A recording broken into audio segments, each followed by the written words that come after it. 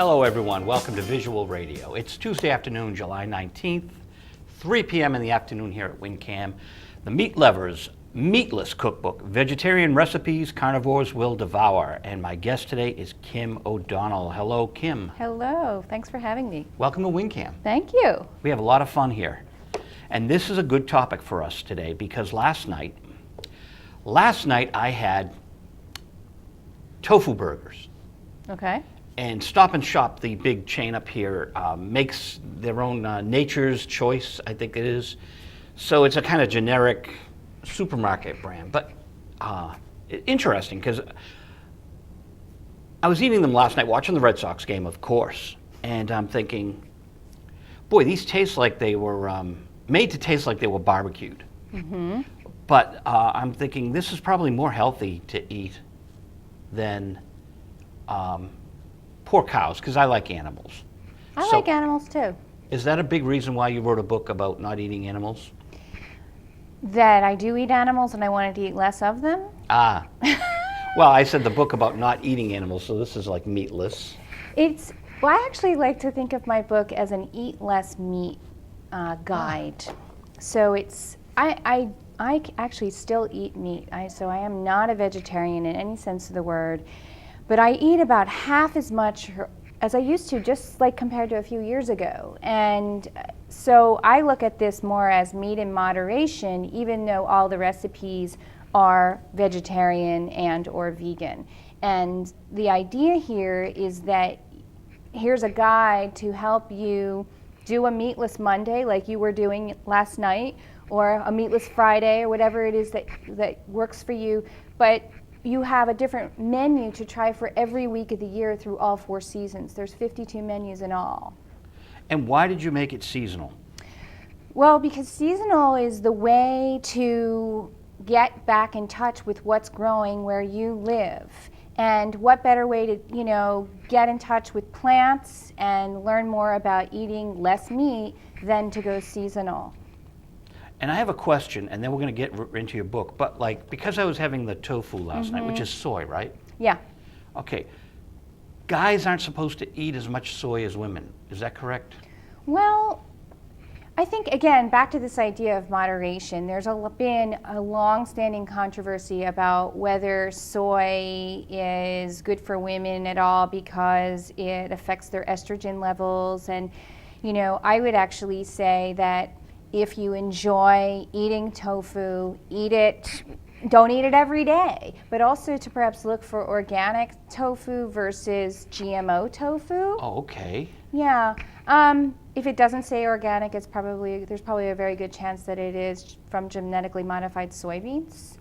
And that's just one, so if you like those tofu burgers, maybe the next step is to ask your supermarket whether, where the tofu is coming from, or, whether or not it's organic. So the estrogen is more of a genetically modified thing? I just think that I think it's a two-part question here. One is that there's a long controversy about whether or not soy is affecting our estrogen levels, whether or not women's estrogen levels, whether or not it's organic. And then the other part is that if you do like tofu, my recommendation is to go for organic, because if you don't, then there's a good chance that you would be getting genetically modified soy. Now, your book could help in this whole wave of people trying to go green.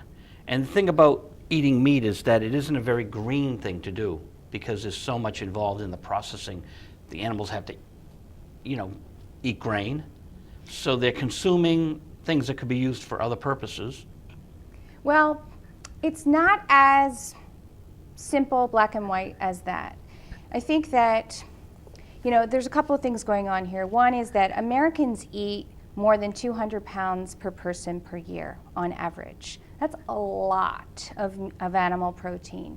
And it's much more, we always talk about how much protein we feel like we need. Americans probably eat twice as much protein as they actually need on a daily basis. That's good to know. Yeah, but that aside, so there's 96% of Americans who are likely eating meat lamb 5 to 7 times per week. Only 4% of Americans actually describe themselves as either vegetarian or vegan. So there's a lot of us out there, you know, packing away all kinds of animal protein.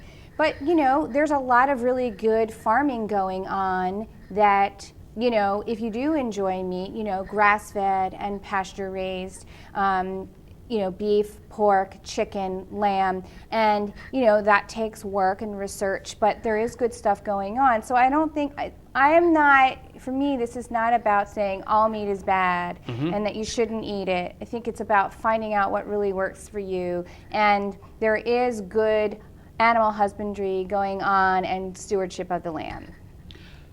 Another thing that people who eat meat sometimes ignore is the need for vegetables.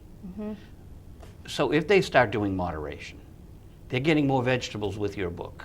They are, and you know, it speaks to a point that I like to talk about all the time, is that, you know, I'm not trying to tell you, I'm not trying to be the meat police here. So, but what about making more real estate on the plate for plants? You know, maybe shrinking even our portion size of meat. I think collectively we've gotten into a rut. You know, it's that meat in 3, it's, you know, more than half the plate taking up with animal protein, and then, you know, the eensy-beensy sides.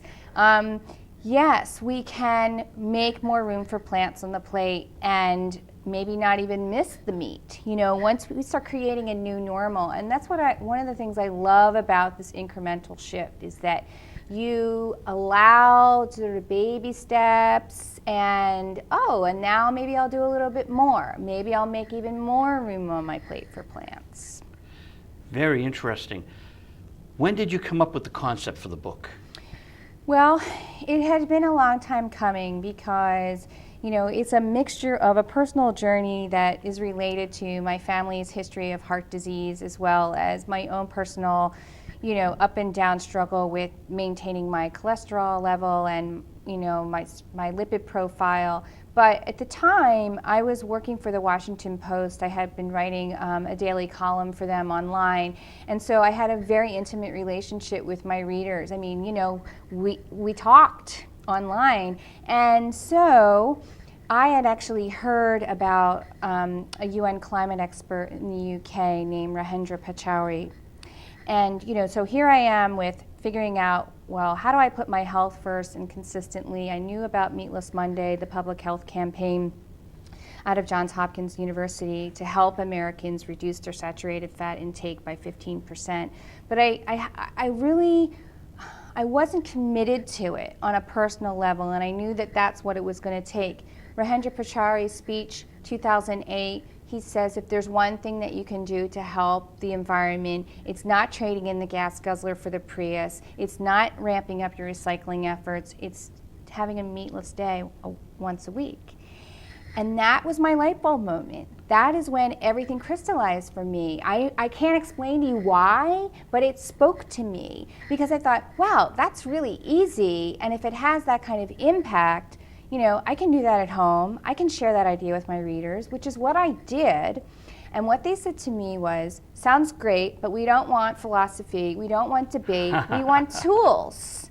And that is really what put me on the stick to test a meatless recipe every week for the column. I did it at home for me and my husband, who also eats meat, got me into the practice of doing this, and also I'm sharing it with the outside world. And that's what fueled the fire for the book. And what did your husband think when the first meal? He loved the idea. I mean, we have a similar, you know, we both eat meat. We don't eat tons. He probably eats more than I do. You know, he likes to dig into ribs and things like that, probably a lot more than I do. But he was very open to it. He's a good eater, and so doing it together, of course, makes it a whole lot easier. Oh, absolutely.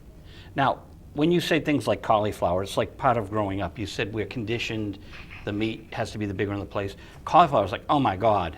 Right. But then you have, and I like how you've laid out the book. I want to try it the way you have it written, Sicilian-style roasted cauliflower with pasta, stir-fried cabbage, and cumin and or caraway. I'm not very sophisticated, but my viewers know that.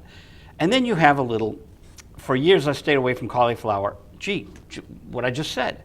As I experienced it exclusively raw, which is funky, gritty, and hard to swallow. But I no longer despair because now I know what happens when those chalky white florets spend some time in a hot oven. Now, can you saute a cauliflower? You can. This actually speaks to a bigger point. What I discovered, I'll sort of tell you a little bit more about the food piece of my book because, as you know, there's tons of vegetarian cookbooks out there. I'm not interested in replicating what great vegetarian cookbook authors have done. There's a wonderful generation before me, before I was even born. And what I wanted to do, though, was to speak to the 96%, the Mr. Sausages of this country. And so I put my chef's hat on and said, okay, what is it about meat that we keep going back to besides habituation? And there are two things. One is the texture and the toothiness, and the other is something called umami, which is a Japanese word that roughly translated means a savoriness.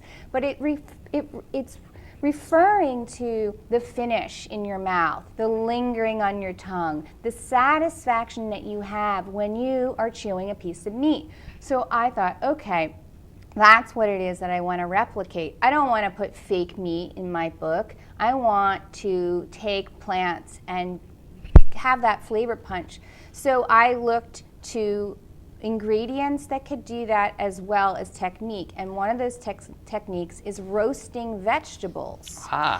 Roasting vegetables. Okay, so here we are. You're talking about cauliflower. Well, let's talk here for a minute. I mean, how many times have you run away from boiled vegetables sitting on the dinner plate? They're wet, they're slimy, the butter runs down the hill, they don't hold seasoning. So roasting softens them, dries them out a little bit, they get sweet, and they absorb any kind of spice.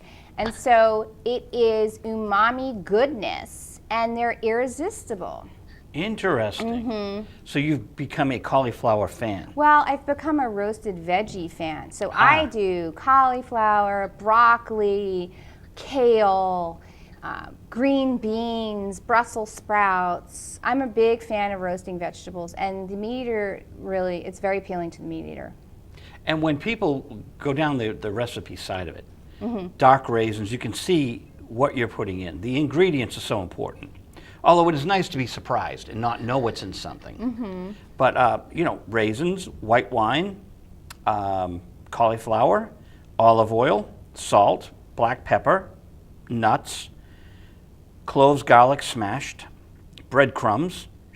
Well, I mean, that's very inventive. Did you come up with these on your own? Yeah, mostly. I mean, and of course, there's no original recipe anywhere. So you're always, I mean, as a food writer, as a trained cook, I am always drawing inspiration from other cookbook authors and, my library at home. So, I mean, this is over years developing, and also just with that idea, like, okay, is this food going to make Mr. Sausage happy?